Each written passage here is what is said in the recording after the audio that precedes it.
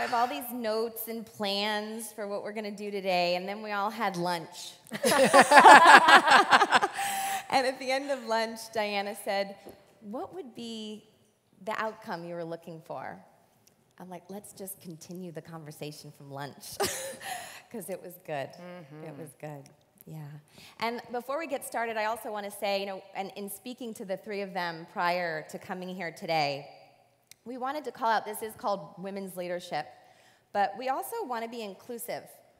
Diana and I were talking about this millennial generation coming up, and she works with a lot of them, and so do I, and there really is this gender fluidity happening in culture, particularly in the millennial generation. They're really redefining what being a woman or being a man is. So we wanted to just address that. And also Lynn had said, it's not about men and women, yet it is about men and women. Men kind of own the masculinity, right? They've owned that in culture. And they're the gold standard in a lot of ways for how we're meant to show up as leaders. And there's also this feminine energy that we as women want to own in our culture and want to be able to share those qualities and find those qualities in all of us, whether we're a man or a woman. So that's really the intention, is to highlight this feminine energy that we feel is really needed in our culture and in our companies. So thank you guys for being here. Mm-hmm. So, Lori, I would love for you to start with this. I love to hear you teach about the language of agentic and communal traits, right? Sometimes we feel like women and men are caught between a rock and a hard place. We're either too feminine or too masculine. Can you speak to that? Because I think it's very inclusive. Yeah, there's, even talking about feminine and masculine, we're getting into this polarity and this binary, tricky place. And in gender research, and when we're looking at traits specifically, we can look at agentic traits, and those have been associated with, very goal-directed, very aggressive, very confident, kind of out for the win. And then there's the communal traits, and those are more warmth, affiliation, compassion, more of that receptive focus on the process and not just the outcome. So traditionally, men have been associated with more of the agentic and women more of the communal. And there's a great movement now in bringing more of these communal traits into the workplace, teaching compassion, teaching mindful listening, that opening of the heart, beautiful. And we also need to know how to bring in more of these agentic traits and do so skillfully. And that's part of our conversation that we had at lunchtime. Like, what does it mean to really embody skillfully both the heart and the drive? Yeah. And when, Lori, when we were talking about this at lunch, right, I realized that this kind of balance between communal and agentic, which is a word I had never heard before lunch today. In case any of you were like, what is she saying? Agentic is the word. Like agenda. Like agenda, yeah. So I was realizing that this is, I do work with young girls, and we go through a process of, we use theater and other art forms to support their social emotional health. And we create these plays with the girls that actually very intentionally has this process of this communal process first. So we're coming together, we're playing, we're experimenting, we're kind of gathering our ideas, and that happens in the first week of the program. But in the second week of the program, we're rehearsing a play that needs to be performed at 3 o'clock on Friday. And it's very much, about the result. And the way that those two things kind of come together are very intentional and very important part of the process, and it makes everyone feel connected. And then we wound up having our own communal agentic process, the three of us. Do you want to explain what happened? No, go ahead. Okay, so where Lori, I think you were the one that said, okay, well, how did you say it? What's our intention for this for this speech. Yeah, it was stimulated and motivated by some work that we did in one of the breakout sessions with Richard Strozzi Heckler, where it was really about, like, I am a commitment to, and really feeling that in the body and feeling the aliveness that wants to express itself through the body. So yeah, so here we are, 3 facilitators having lunch together, like, so what are you committed to? What are you committed? And we were like literally upstairs in the dining room acting things out, and then Lori says, let's make it into a poem. And then we put it into a poem, and then the theater director, and so then it was like, oh great, so we all get this moment of like beautiful communality, or whatever, making up a word. And then it was like, oh, and then immediately the agentic part in us kicked in. We're like, okay, so now how are we going to perform? How are we going to share this with the audience? So we had a moment of putting it together into a poem, and we'd like to share it with you now, right? Right. You guys want to hear it? I think we should stand up. All right. Okay, it's very, very short. Ready? Mm-hmm. Through embodied aliveness, coming from the unknown, we say the things that want to be heard. Beautiful. Thank you. Beautiful.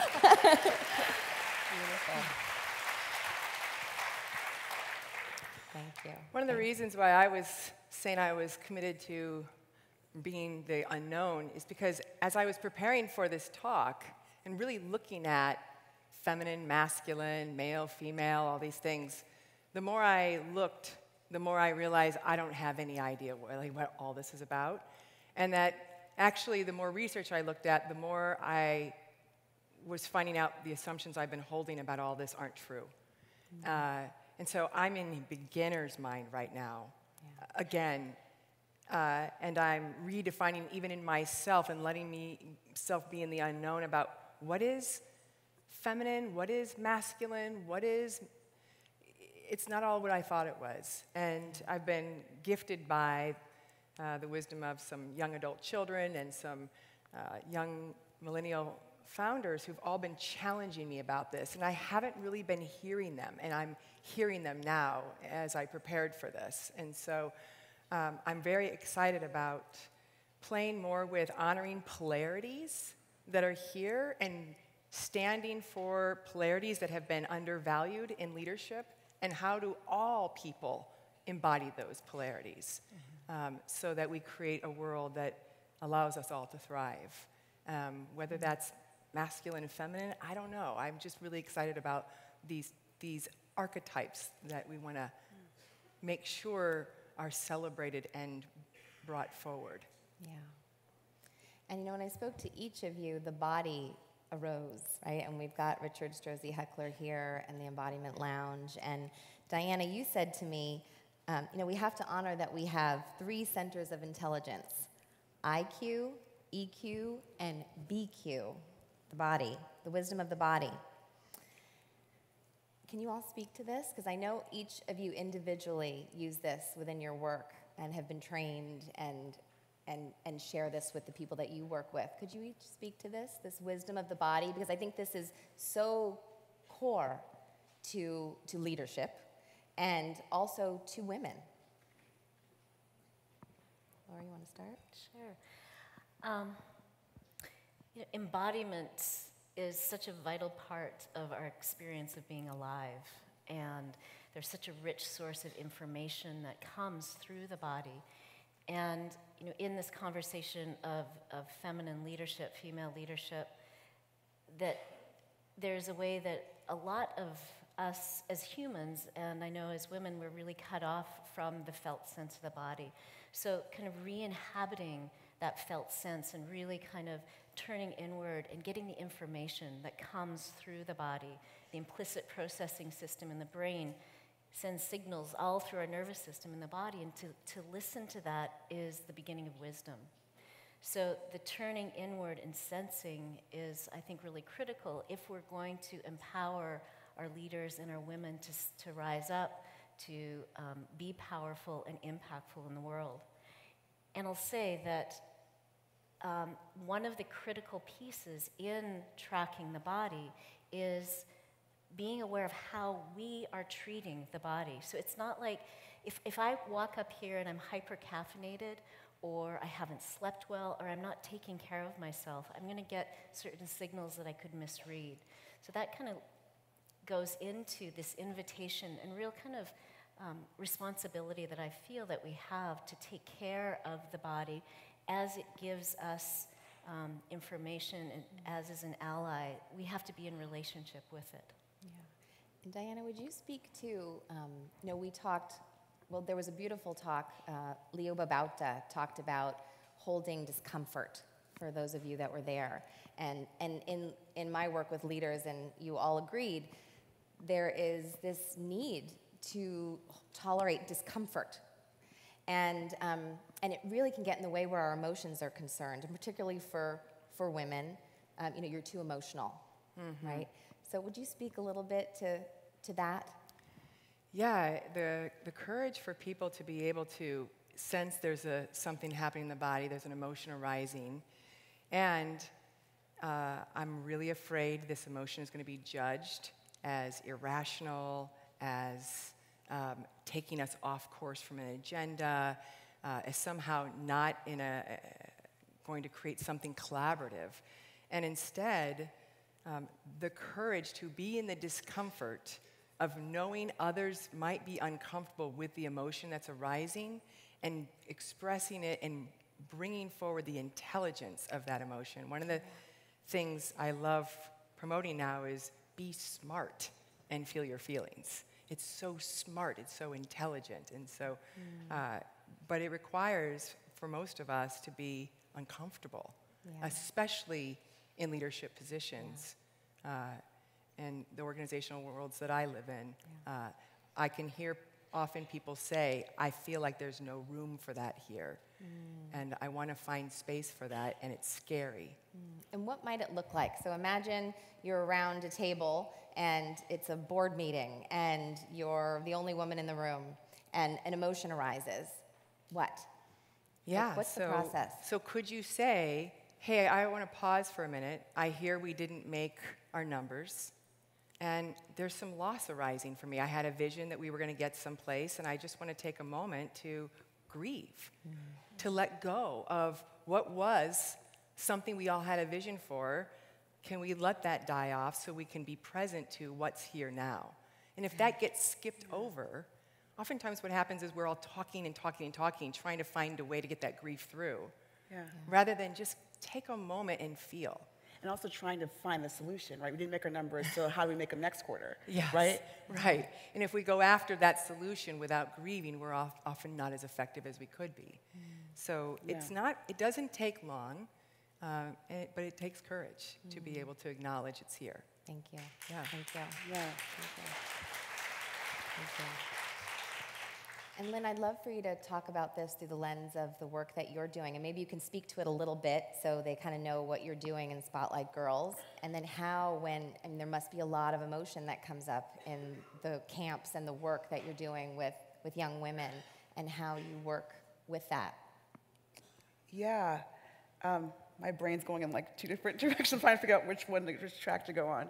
I feel like there's, in the work that with young people, so I mentioned earlier we work with girls, and girls as young as 6 years old, and we primarily work with them in physical space, in after school and summer programs, and we're thinking about how children just are in a position where they're learning the difference between what they feel and how they act, and they're learning to put space and breath between those two things. And so, when you have a large group of 7-year-old girls, and there's a lot going on, there's a lot of emotion there, if you can imagine. And so, so there's that tendency to kind of just be reactive all the time, And so, it's about teaching them that it's okay, like, first of all, that all of their feelings are okay, and that they have the right to all their feelings, and that they have the ability to feel one way and act another. They have the ability to feel calm and act calm and confident even if they're not feeling that. And so teaching them the ways to do that, and we happen to do it through, through the arts, which is a great way to do it. Like being able to have that experience of being like, okay, I'm really proud of this work that I'm going to present to you on stage, and I'm also really freaking out. But I'm going to, have that. So having that practice over and over again, I think is really important. But I want to say something else too about the body. Can I? Yes. Okay. So the other thing I want to say when you're talked about in the body, and I love that body intelligence. One thing that we talked about at lunch too is this idea of, when I think about the body, I think about physical, the physical, and thinking about there's like this kind of ethereal experience of gender, and the millennials are messing with it, and we're like not sure, but we have to recognize the reality of the body, and that there has been centuries and centuries of violence and oppression towards people who live in a woman's body. Yes. And how it's super important to recognize that. I mean, I don't know about the rest of y'all, but I was very moved by Tirana's Burke's being on stage last night. Yeah.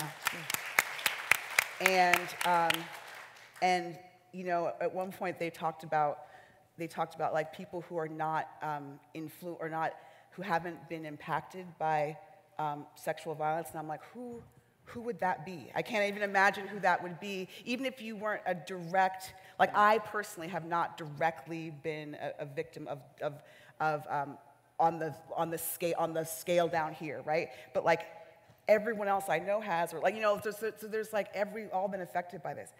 And our bodies, and especially when you bring race and gender on that conversation, and as a woman, as a person who walks through the world in a black woman's body, and I think about kind of the generations of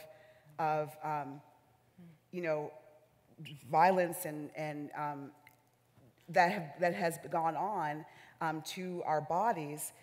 That's something that has to be acknowledged, and even if we're not, and that has to be healed collectively, to go on to be able to stand up and say, okay, now I'm taking a leadership position. Do you know what I mean? And we can't just, we talked about this. We can't just go. It doesn't really matter what gender we are. Like we want to get to that place, but we can't get to that place until we acknowledge that, and that's really connected to the body. Yes. Right? Yeah. Thank you. And when we were at lunch, we were all talking, and Lynn, you and I were talking about the struggle of the white woman and the struggle of the black woman, and I really learned something. I feel like I've learned so much this weekend. And will you speak to that? What that struggle was? Well, do you want me to say the thing that will give us a part 2 of this panel? So I was saying that in my opinion, because black and white racism is at the heart of the struggle of this country, I believe that that healing relationships between black women and white women, I believe that if we can heal those relationships, we can fix this country. That's what I believe. Yeah.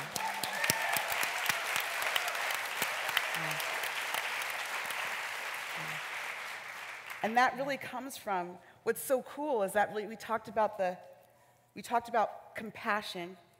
Wait, okay, what is it? So the communal, the compassion, and the agentic, there's also the courage, right? The courage to like put yourself out there and get things done. And how that's the ideal combination of leadership traits in any person, and how that's what we need. So in order for women to come together and heal this country, we need to show up, right? We need to grow up, take that pill. We need to grow up, and we need to recognize like where that part of us is that is courageous and gets things done, and where that part of us is that's like opening our heart to be compassionate. And so it's about how do we find that? How do we teach that? Right? I'll say this is where mindfulness, from my perspective, is really powerful, is that turning that mirror in and looking at what are the beliefs that I have that limit me from stepping into a place of courage? Like, where are the fears? Where's the conditioning that I hold inside, that you hold, that we collectively are shaped by? You know, Tristan was talking about how our attention is being constantly manipulated by YouTube and all of these, technological interfaces. Well, our psyche, our being has been manipulated or shaped, if you will, from the beginning of time. And so to bring awareness and be aware of what are my beliefs, how do I have a bias about what is possible in my own life, in our relationship, in the collective. I think if we're going to be talking about empowering leadership, whatever gender, we have to look at what gets in the way. And have the courage then to own where my own bias is, where my own fears are, what prevents me from going to those vulnerable places that will allow that connection. Yeah. Diana, I'd love to hear you speak to that, because I know that's a lot of the work that you do.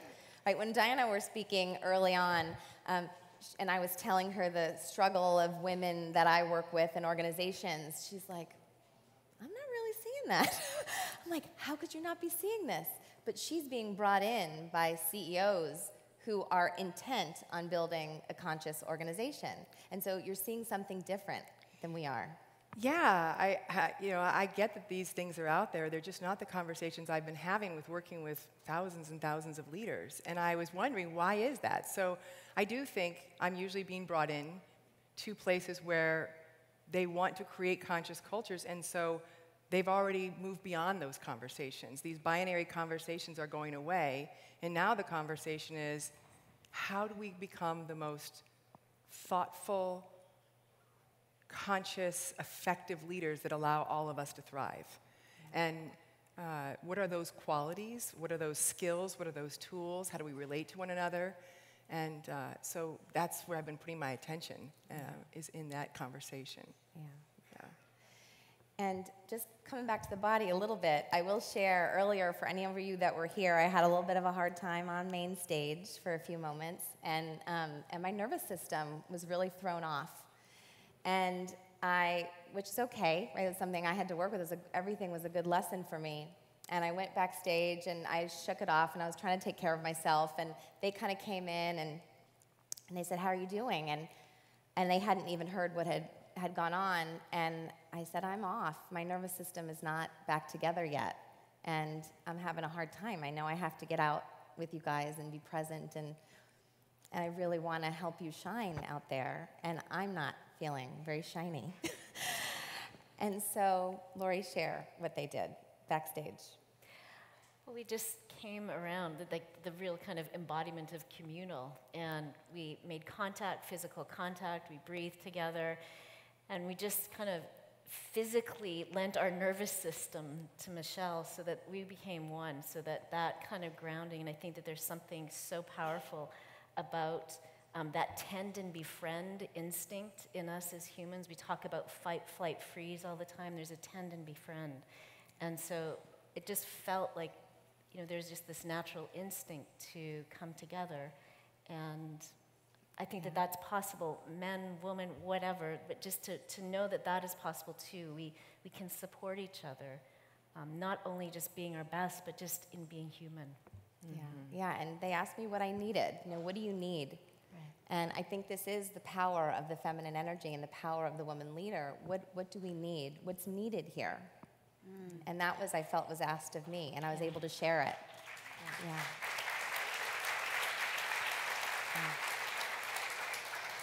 Well, it's the mindset that if we're all not thriving, then none of us are thriving. Right. Right? Yeah. So what do I need to do to support all? Yeah. And that's, I think, one of the things that we're really standing for is, how do we create win for all worlds? Yeah. And that if that's not happening, we're not on track. Yeah. I'm noticing too that there's a pace to this work. I'm just now noticing this, how sometimes when we talk about leadership, it's about, getting things done and making sure that people get things done, and it's about achieving results. And in that space, we sometimes forget the importance of slowing down and bringing breath and bringing time to do something. And I'm sure in your work, like, I mean, the fact that they bring you in and spend all this time and money to like stop operations and figure out what it is that they need to do to be a better team, you know? And I'm about to hire you to bring you into my team, Michelle, right? For that same, like, how do we, there's something happening before we move forward. We need to, we had a kind of a staff issue, right? Relationships where trust was broken. And we have to move forward, but we can't move forward without taking that time to step back. And I do a lot of coaching with educators who are like trying to figure out, like, social emotional learning is the big buzzword in education, right? So how do we take time? I'm like, well, you need time. You know, it's not gonna happen in between testing periods, right? You have to like make intentional time for that. So there's like a willingness and a courage that comes from being able to slow down as a leader and trust that you can still achieve your results. Yeah. Well, and actually to slow down, you actually can speed up. Yeah. If you are embodying some of these sides of the polarity that would allow you to be even more effective. So, and that's usually kind of mind-boggling for people to consider that. Will you speak to that a little bit more? Yeah. In order to slow down, you have to speed up. Well, can we name what's happening in the room, right? Oftentimes, people aren't naming what's going on in the room. Right? Can we name dynamics that are happening amongst us? If we could name them, we actually could resolve them. But oftentimes, we're moving along so fast and trying to ignore everything that's actually going on that we spend so much time not listening to each other, debating, making up stories that we don't even know if are true. If we just stopped, you know, one of the things I teach people is, hey, here's a fact. Here's a story I make up. Is that true? And people go, actually, that's not true at all. Oh my gosh, I've been running around for 6 months thinking that's true. We don't stop and check in and find out what's happening. There's a relational component that the people are starting to recognize really matters in being effective in co-creating and collaborating, making cool stuff happen. Thank you. Yeah. Thanks. I was thinking about, you know, in personal emotion regulation, there's this term, you name it to tame it. So if you name something that's happening in your own system that supports regulation, and that can happen collectively as well, just calling something out, and then you can work with it. Yeah. That's what happened to you on this stage, right? Yeah. Something was called out and named in the room. Yeah. And can I hold it? Can you hold it? Yeah. Can I hold it?